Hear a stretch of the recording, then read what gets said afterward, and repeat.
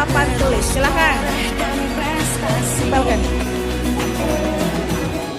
Bebas. Mau di sebelah mana aja bebas, mangga.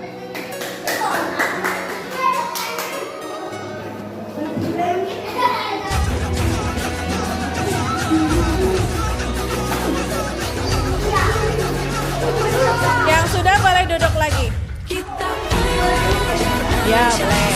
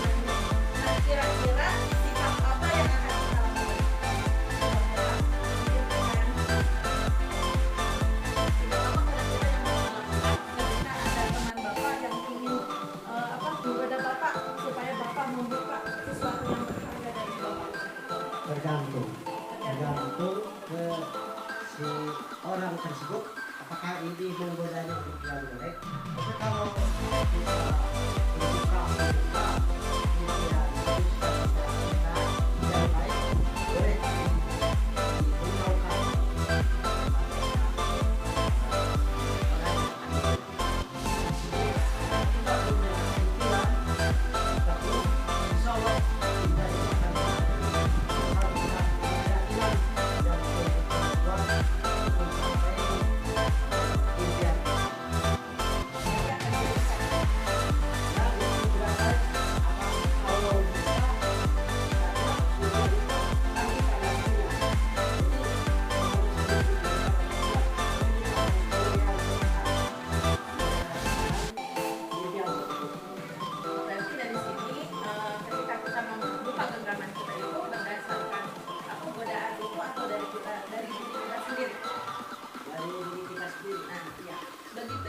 dengan kontrol diri ya.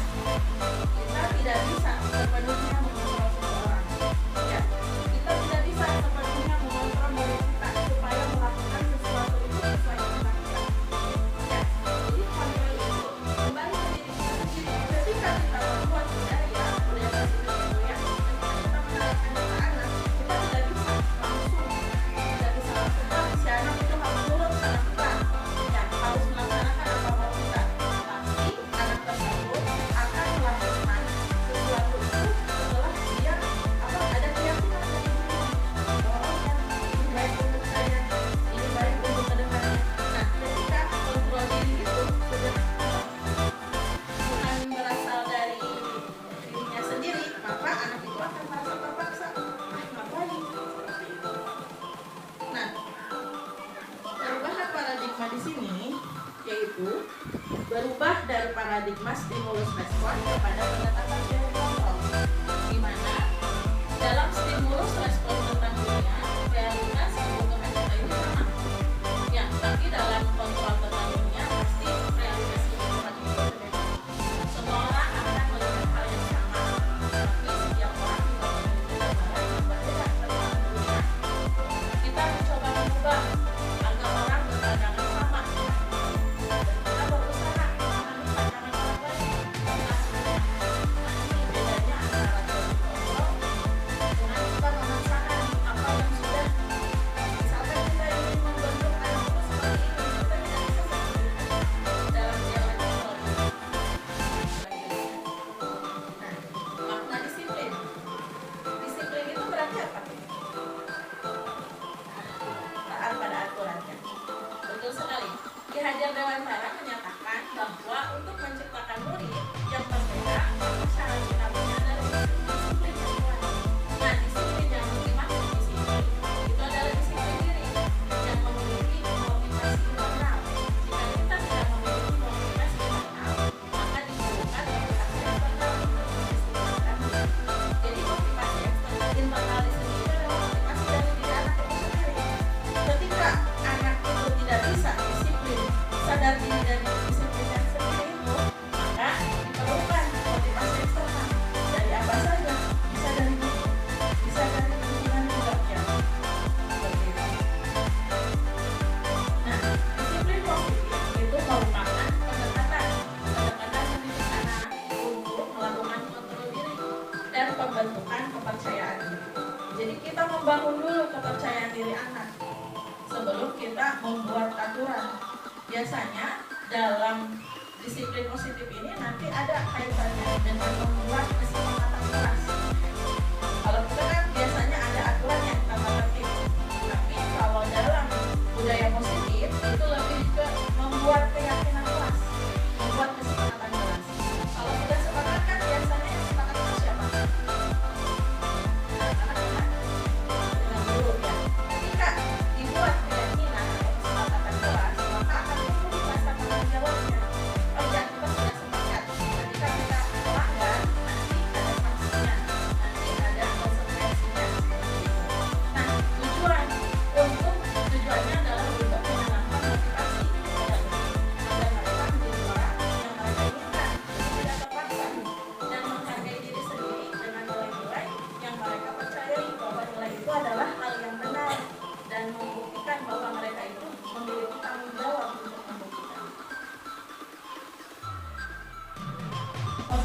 perilaku manusia.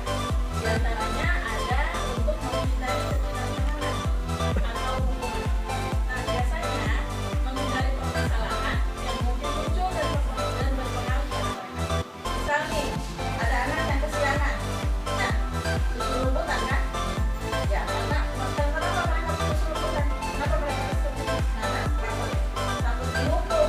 Pada dasarnya mereka itu akan menghindari hukuman. Kemudian, anak akan bersikap disiplin ketika tumpang tindih diiringi oleh imbalan. Oh iya, aku mau berprestasi karena ada imbalannya apa? Hadiah. Nah, orang biasanya mendapatkan pujian atau imbalan dari orang lain yang menurut mereka itu penting. Karena imbalan di sini itu tidak selalu berupa hadiah. Bisa dari ujian, ya. Bisa dari ujian, terus apa lagi? Nilai, ya. Aku dapat ranking nih, berarti ada imbalannya, aku belajar rajin. Seperti itu. Kemudian, motivasi perilaku manusia yang selanjutnya adalah untuk menjadi orang yang mereka inginkan dan menghargai diri sendiri dengan nilai-nilai yang mereka percaya. Nah, ketika sudah tertanam disiplin positif, maka mereka akan menyadari dengan sendirinya bahwa mereka ingin menjadi orang yang mereka inginkan tanpa harus disuruh oleh guru lagi, tanpa harus disuruh lagi oleh orang tua. Mereka akan tertanam langsung dari dalam dirinya yang melakukan sesuatu hal yang menurut mereka itu adalah nilai yang sudah mereka yakini sebagai hal-hal yang termasuk nilai-nilai kebajikan yang universal. Nah, seperti yang saya sebutkan tadi, bahwa diperlukan keyakinan kelas ya. Keyakinan atau di sini ada juga yang menyebutnya sebagai keyakinan kelas. Jadi keyakinan kelas itu adalah merupakan nilai-nilai kebaikan atau prinsip-prinsip universal yang disepakati bersama secara universal. Nah, perlu digarisbawahi di sini kan ada nilai-nilai kebaikan atau prinsip-prinsip yang universal seperti tadi dalam profil pelajar Pancasila yang sudah disebutkan, itu berakhlak mulia, beriman dan bertakwa, kreatif, bersyukur, berpikir kritis ya. Nah, nanti akan disepakati hal-hal yang bisa menunjukkan nilai-nilai kebajikan universal menurut Ghazali. Suatu keyakinan akan lebih memotivasi seseorang dari dalam dirinya. Seseorang akan lebih bersemangat untuk menjalankan keyakinan yang ada di dirinya sehingga mengikuti Islam keyakinan. Pembentukan keyakinan kelas. Yang pertama, keyakinan kelas itu harus bersifatnya abstrak daripada peraturan yang lebih rinci dan nyata. Misalkan kalau dalam peraturan jangan membuang sampah sembarangan. Tapi dalam keyakinan kelas biasanya kalimatnya itu lebih positif, tidak mengandung hal yang negatif. Di situ kan ada kata jangan membuang sampah. Nah, kita membuat keyakinan kelas itu lebih ke hal yang langsung mengena ke anak. Jagalah, misalkan jagalah kebersihan seperti itu. Kemudian keyakinan kelas itu berupa pernyataan-pernyataan yang universal. Seperti tadi ya, menjaga kesehatan atau menjaga kebersihan. Kemudian pernyataan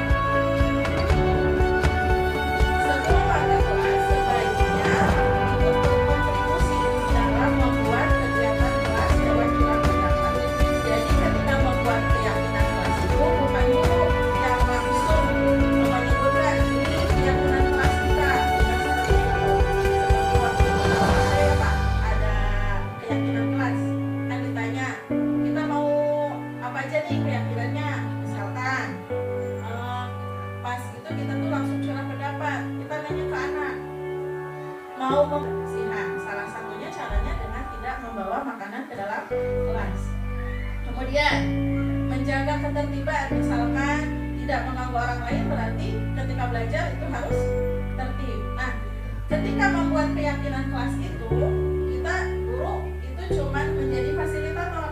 Jadi kita melakukan curah pendapat, jadi nanti fasilitator saja. Kemudian semua warga kelas itu bersedia meninjau kembali keyakinan kelas dari waktu ke waktu. Selanjutnya, perbedaan antara peraturan dan keyakinan kelas. Misalkan di kelas kan ada buku-buku ya. Nah, ketika peraturan itu dibuatnya selalu kembalikan buku ke tempat. Tetapi dalam keyakinan kelas itu bahasanya lebih tentang jawab. Jadi lebih universal. Bertanggung jawab itu kan bukan hanya terhadap buku saja, tapi lebih ke banyak hal. Terus dilarang mengganggu orang lain. Dalam keyakinan kelas bahasanya lebih ke menghormati orang lain dan diri. Kemudian dalam peraturan disebutkan hadir di sekolah 15 menit sebelum pembelajaran dimulai. Tapi dalam keyakinan kelas itu menghormati orang lain, pamit dan tujuan berkomitmen. Dilarang melakukan kekerasan, bullying di kelas ya. Itu lebih dalam keyakinan kelas bahasanya itu lebih ke keselamatan, menghormati orang lain. Kemudian dilarang menggunakan narkoba atau dilarang merokok. Di sini bahasanya itu lebih ke kesehatan. Kemudian bergantian atau menunggu giliran atau antri itu dalam keyakinan kelasnya lebih ke menghormati orang lain atau keselamatan. Menggunakan masker, kesehatan atau keselamatan. Kemudian jangan berlari di kelas atau di koridor, itu lebih ke keselamatan atau ke keamanan. Nah, ini contoh keyakinan kelas. Tadi kan usahakan menggunakan bahasa yang mudah diingat oleh anaknya. Makanya keyakinan kelas antara kelas rendah dan kelas tinggi tidak mungkin sama. Ketika di kelas rendah kita lebih menggunakan kata-kata yang mudah dipahami oleh anak tersebut. Misalkan setiap anggota kelas perlu belajar, berarti itu lebih menunjukkan sifat yang pentingnya. Kemudian setiap anggota kelas perlu senang. Berarti bagaimana? Peraturannya kalau dalam peraturan.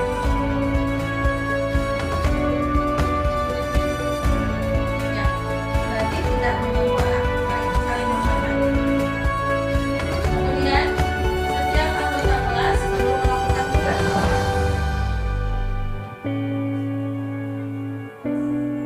Ya, mengerjakan tugas atau menghormati orang lain juga bisa ya. Kemudian anggota kelas perlu saling menghargai. Itu berarti apa? Tidak boleh mencela. Ya, tidak boleh. Positif. Misalkan apa? Dalam peraturannya. Banyak kan ya? Datang tepat waktu termasuk positif tidak? Iya. Terus senantiasa menjadi diri yang terbaik. Ya, dalam keyakinannya itu kan selalu berusaha menjadi diri yang terbaik. Misalkan dalam kegiatan sehari-harinya, iya, bisa rajin belajar ya, mengukir prestasi. Percaya dan menghormati orang lain serta barang miliknya. Percaya dan menghormati orang lain serta barang miliknya. Berarti iya, masuknya ke menjaga ketertiban. Selanjutnya, ke materi yang berikutnya ada hukuman, konsekuensi, dan restitusi. Biasanya tanpa kita sadari ya, sehari-hari kita itu selalu ketika anak melakukan kesalahan pasti kita langsung, ih kamu begini, nanti begini, gitu kan? Kita langsung spontanitas. Jadi kita tuh langsung ngomong, kamu melakukan kesalahan ini, kamu harus begini. Nah, kita tidak sadar ketika kita melakukan itu, anak akan merasa tersakiti atau tidak? Ya. Nah, hukuman itu biasanya bersifat tiba-tiba, tanpa kita sadari dan tidak terencana. Hukuman biasanya berupa fisik maupun verbal akan membuat siswa tersakiti.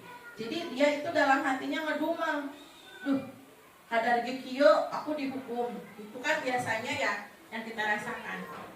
Kemudian ada konsekuensi. Konsekuensi itu biasanya bersifat terencana. Jadi sudah ada perjanjian dulu sebelumnya. Ketika aku terlambat, seperti tadi lah, kita sudah buat kesepakatan kelasnya. Ketika kamu terlambat, nanti akan bagaimana.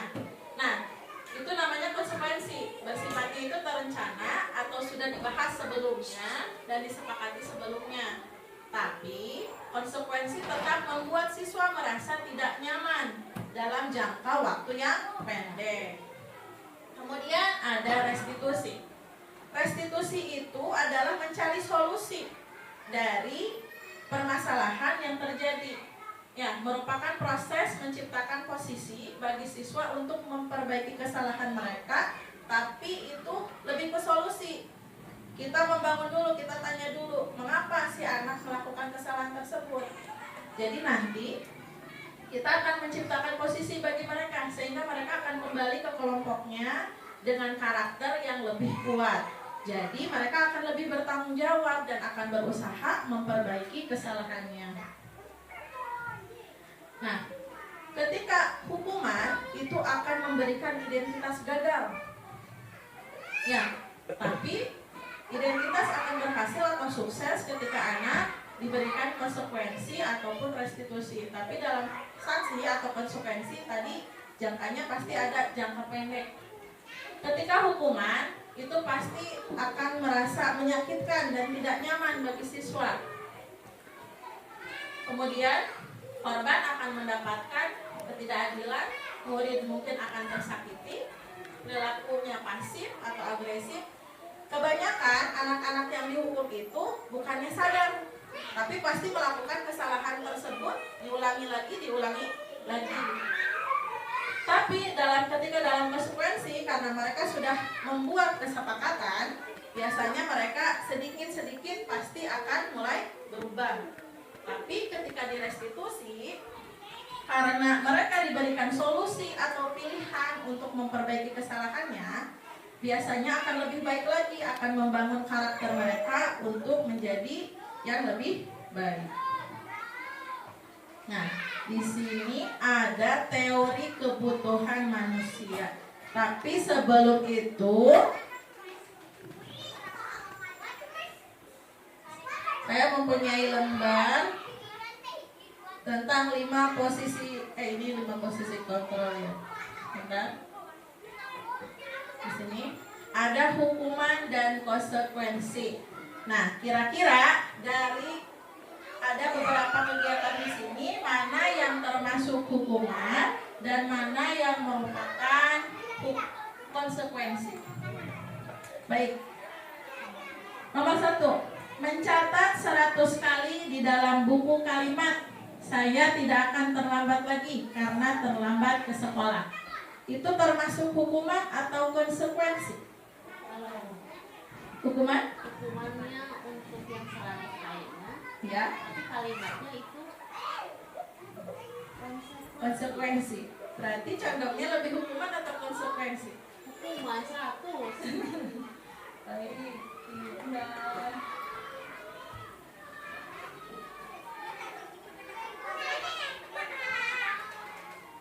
Kita cek jawabannya ya.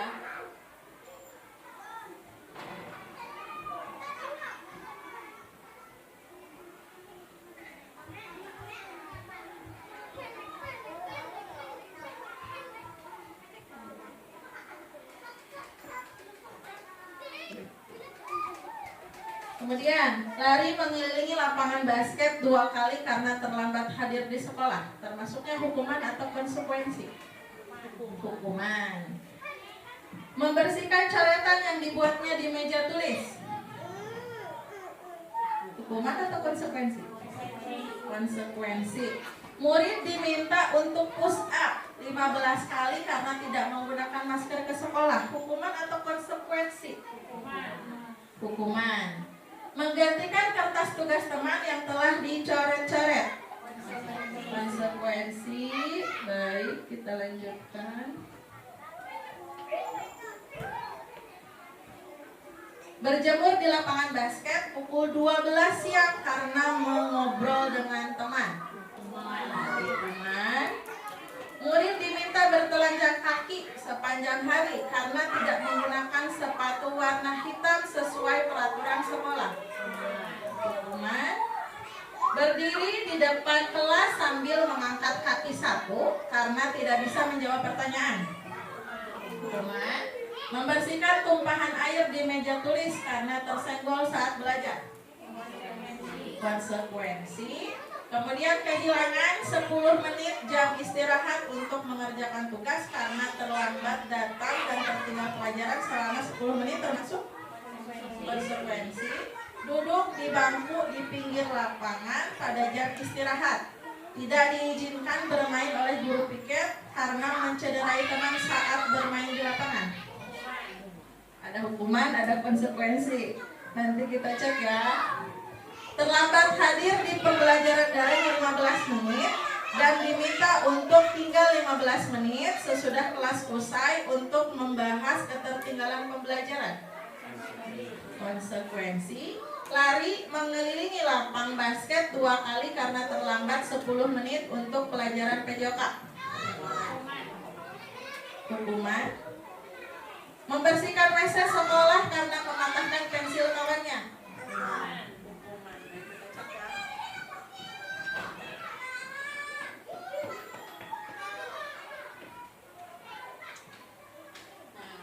Yang ada huruf S-nya berarti itu konsekuensi termasuk ya. Kalau yang H itu hukuman. Coba tadi jawabannya sudah tepat atau belum?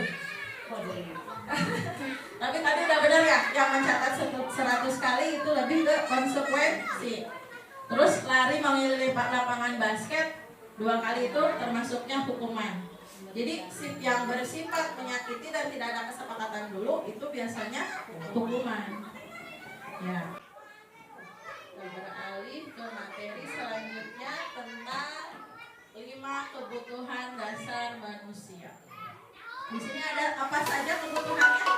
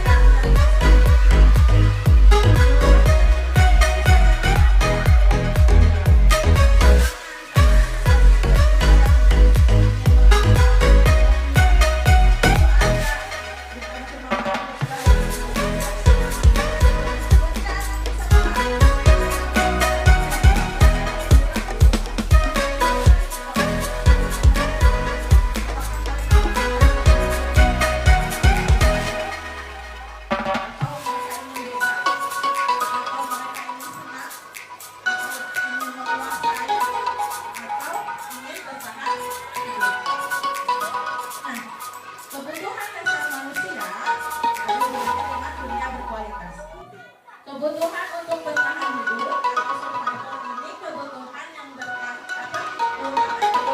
yang bersifat psikologis untuk pada umumnya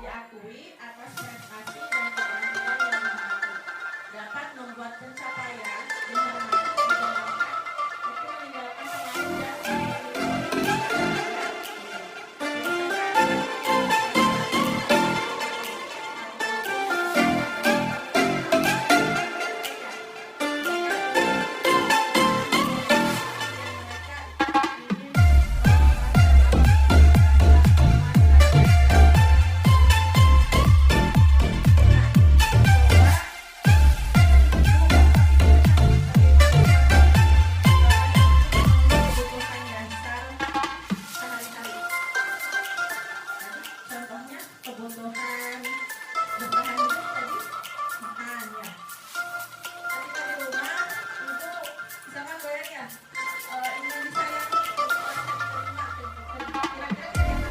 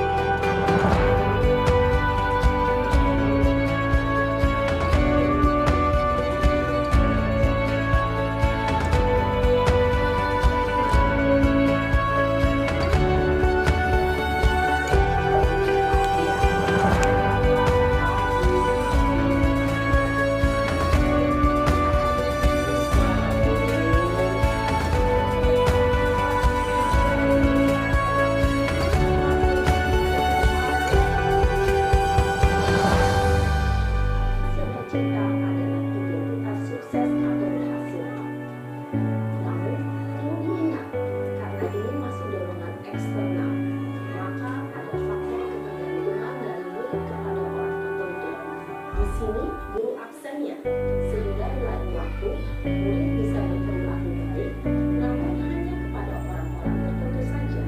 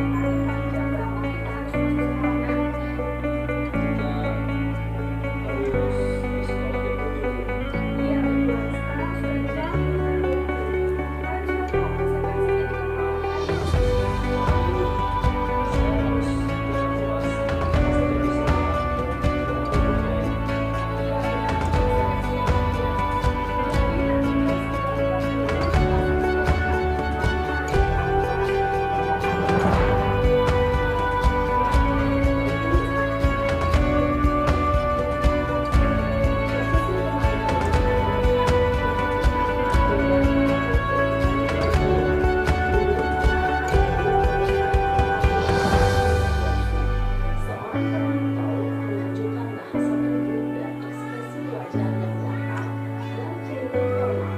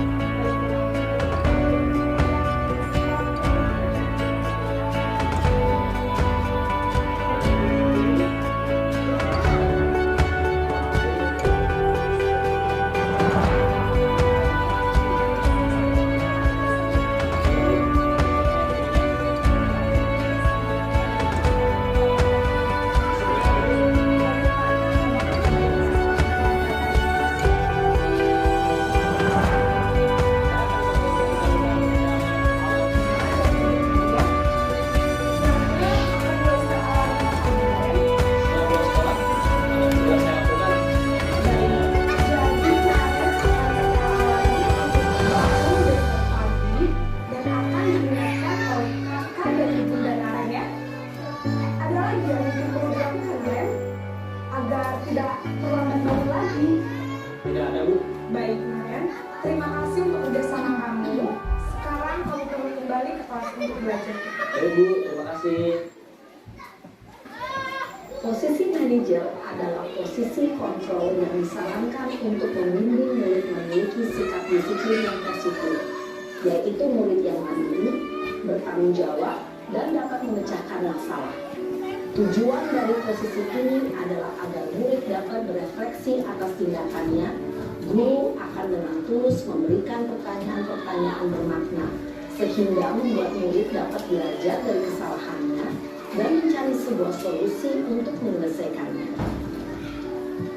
Ibu dan Bapak guru hebat, setelah mengamati adegan kelima posisi kontrol tadi, kira-kira posisi mana yang paling ideal? Posisi mana yang dapat menunjang motivasi intrinsik murid? Ya, tentu posisi manajer. Posisi ini memang posisi ideal yang ingin dituju setiap pendidik. Pada posisi inilah, guru dapat menerapkan disiplin positif yang berpihak pada murid, yang memerdekakan murid. Perjalanan seorang pendidik tentunya tidak mudah untuk sampai pada posisi seorang manajer. Namun, tujuan kita pasti, yaitu menciptakan murid-murid yang mandiri, merdeka, dan bertanggung jawab. Semoga penggambaran 5 posisi kontrol yang telah diperlihatkan ini dapat menjadi ajang refleksi bagi kita semua, agar dapat terus mengasah dan menerapkan disiplin positif yang memerdekakan murid. Mari terus berlatih dan bersemangat. Selamat menerapkan. Salam dan bahagia Ibu dan Bapak Guru hebat.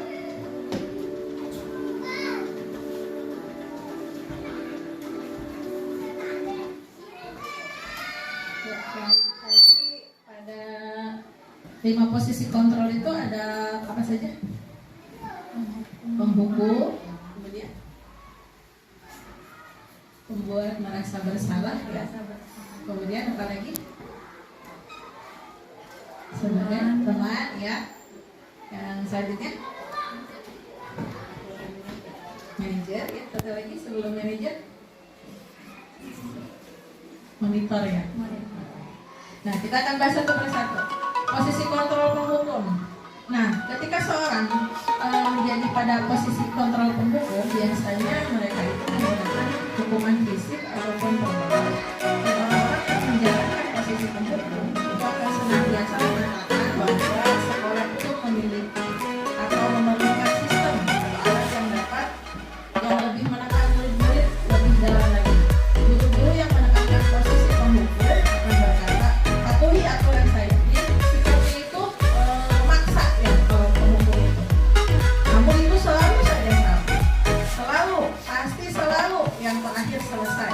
Nah, kata-kata tersebut itu biasanya keluar secara tidak kita sadari. Berarti ketika kita mengucapkan kata-kata tersebut, kita sedang berada di posisi kontrol sebagai seorang penghukum. Nah, guru seperti ini senantiasa percaya hanya ada satu cara pembelajaran yang bisa berhasil, yaitu cara dia. Tapi dia tidak bertanya apakah cara tersebut nyaman untuk anak didik kita. Kemudian posisi kontrol yang kedua, membuat merasa bersalah. Dalam posisi ini biasanya bahasanya santun, ya, biasanya bahasanya lembut. Membuat merasa bersalah akan menggunakan kejeningan yang membuat orang lain merasa tidak nyaman. Cici mulai di kelas, ya, anak-anaknya ribut, saya di kelas. Terus gurunya udah diam aja, nggak ngomong, nggak apa. Membuat keheningan. Dia ingin membuat murid-muridnya itu merasa bersalah. Kenapa kok bapak ibu gurunya diam aja? Nah, dan biasanya kata-kata yang keluar itu biasanya seperti ini. Ibu sangat kecewa sekali dengan kamu. Jadi merasa bersalah gitu, ya. Kecewa karena dia berbuat salah. Akhirnya anak tersebut akan merasa bersalah. Berapa kali bapak harus memberitahu kamu, ya? Gimana coba kalau orang tua kamu tahu kamu berbuat begini? Biasanya kita mengeluarkan kata-kata tersebut tidak? Ketika si anak melakukan kesalahan, ya, tanpa kita sadari, saya pun masih seperti itu, ya. Di posisi ini, murid itu akan memiliki penilaian diri yang buruk tentang diri mereka. Murid merasa tidak berharga dan telah mengecewakan orang-orang yang disayanginya. Selanjutnya, posisi kontrol sebagai teman. Jadi pada posisi ini, si guru itu memposisikan dirinya sebagai teman, ya, yang meraih atau menggandeng anak. Nah, biasanya mereka ini menggunakan hubungan yang baik dan humor untuk mempengaruhi seseorang. Maka biasanya kata-kata yang terucap yaitu, ayolah, bantulah, demi bapak, demi nani, diulangi lagi, nanti ibu bereskan, seperti itu. Selanjutnya, hal negatif dari posisi teman itu adalah suatu saat guru tersebut tidak bisa bantu, maka murid akan kecewa dan berkata, saya pikir bapak dan ibu itu teman saya. Jadi mereka itu akan merasa kecewa dan tidak mau lagi berusaha. Nah, hal lain yang mungkin timbul adalah mungkin hanya akan bertindak untuk guru tertentu saja. Jadi menurutnya tak guru tertentu saja, dan guru yang lain tetap dia tidak bisa diatur. Dan tidak untuk guru lainnya. Murid akan tergantung pada guru tersebut. Selanjutnya, posisi kontrol pemantau atau monitor. Memantau itu artinya mengawasi, ya. Pada saat kita mengawasi, kita bertanggung jawab atas perilaku orang-orang yang kita awasi. Posisi pemantau biasanya berdasarkan pada peraturan-peraturannya dan konsekuensinya. Dengan menggunakan sanksi atau konsekuensi, kita dapat memisahkan hubungan pribadi kita dengan murid sebagai seseorang yang menjalankan posisi pemantau. Pertanyaan yang diajukan seorang pemantau biasanya yaitu, kamu ingat nggak peraturannya apa? Biasanya anak bacakan dulu, diingatkan lagi peraturan atau keyakinan kelas yang sudah dibuat. Kemudian, apa yang telah kamu lakukan? Nah, seperti itu, yang ditanya, kesalahan apa yang telah dilakukan? Kemudian bertanya lagi, sanksi atau konsekuensi apa atas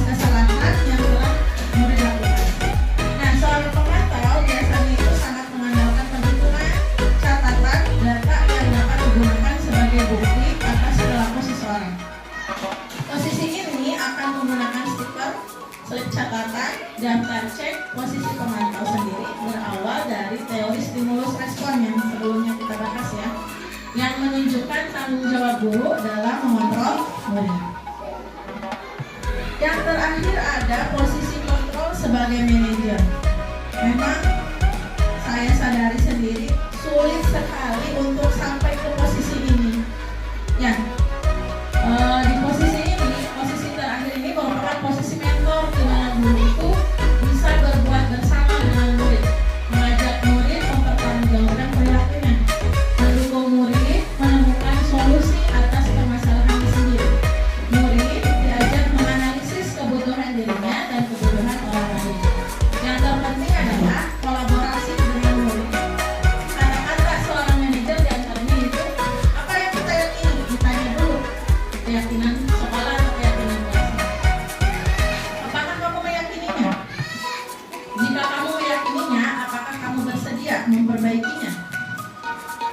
Jika kamu perbaiki ini, hal ini menunjukkan apa tentang dirimu? Lalu apa rencana kamu untuk memperbaiki hal ini? Nah, tujuan dari 5 posisi kontrol guru terhadap murid adalah kita bisa sampai mencapai posisi manajer, dan mungkin itu butuh waktu, butuh pengalaman ya. Nah, dari kelima posisi kontrol tersebut nanti akan bertugas atau kita dapat mempraktekannya dalam segitiga restitusi. Sebelum ke situ,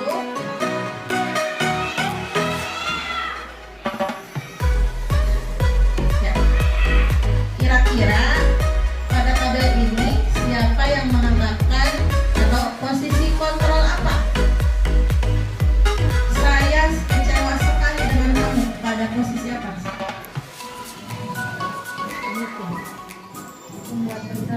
Ya, ya. Merasa bersalah. Kamu tidak pernah benar melakukannya. Iya. Hukum.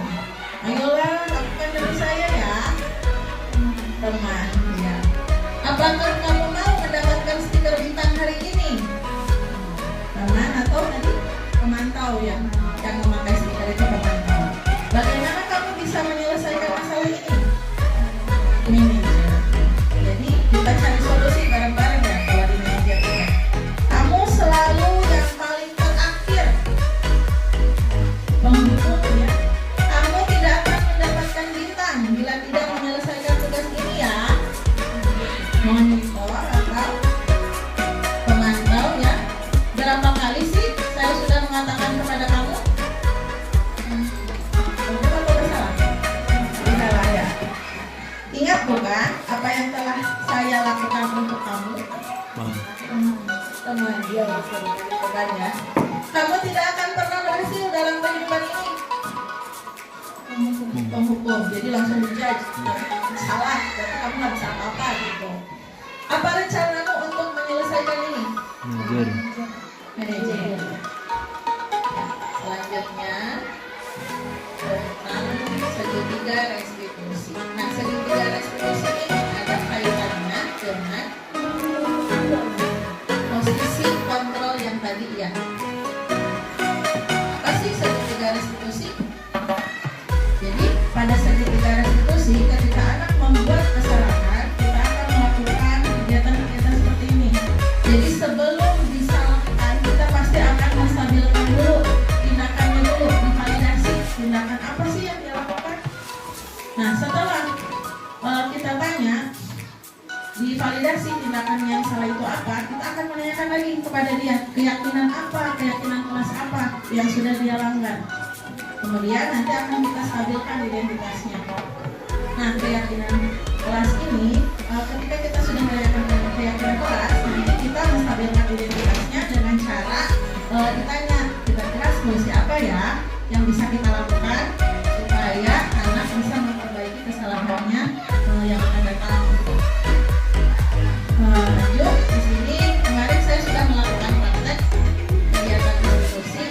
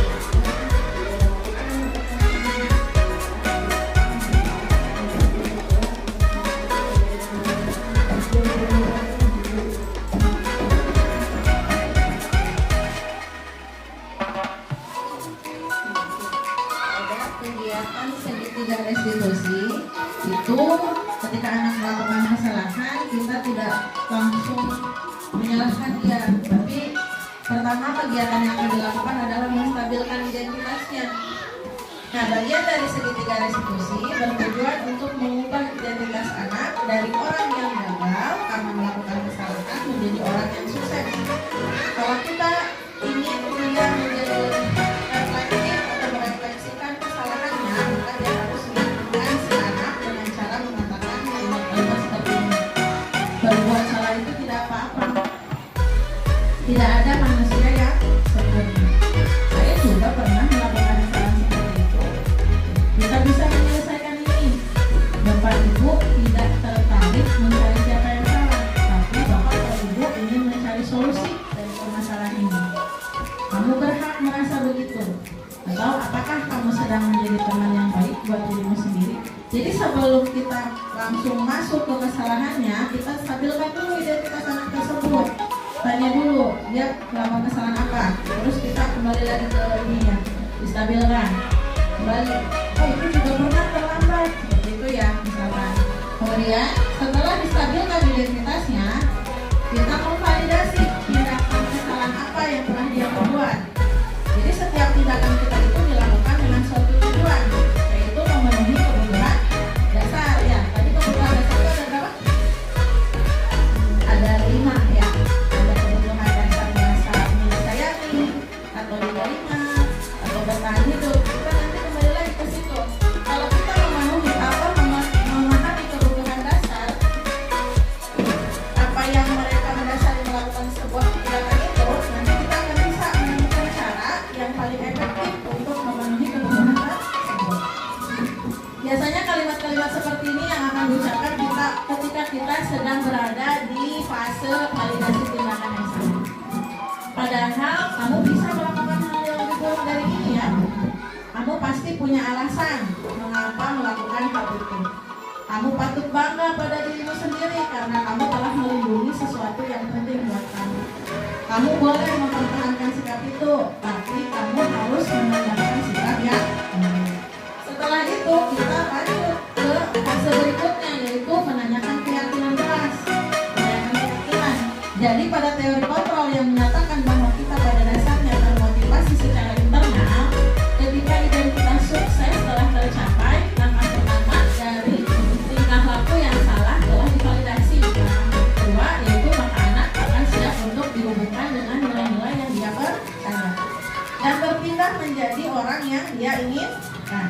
Kemudian pertanyaan-pertanyaannya biasanya yang kita ucapkan ketika pada fase menanyakan keyakinan, kita tanyakan lagi. Kira-kira keyakinan kelas yang mana atau keluarga yang mana, keyakinan mana yang sudah kamu langgar? Terus apa nilai-nilai yang sudah kita sepakati yang sudah kamu langgar? Itu seperti itu. Lalu bayangan kita tentang kelas yang ideal itu atau sikap yang betul-betul positif itu seperti apa? Lalu ditanya lagi, kamu mau jadi orang yang seperti apa? Jadi kembali kita lihat ke diri si anak tersebut untuk mencari solusi dari permasalahan tersebut. Nah, berikut adalah rangkaian materi tentang budaya positif. Ya. Itulah serangkaian kegiatan untuk materi budaya positif. Kurang lebihnya saya mohon maaf jika ada pertanyaan, maka saya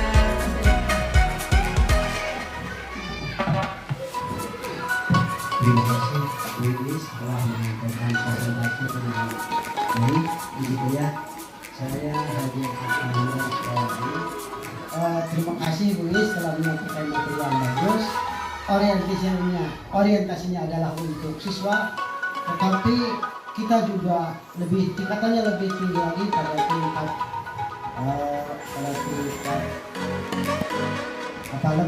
kelembagaan kita dengan yang baik dan tata tertib itu sudah tercatat, jadi dibaca. Barangkali itu saja.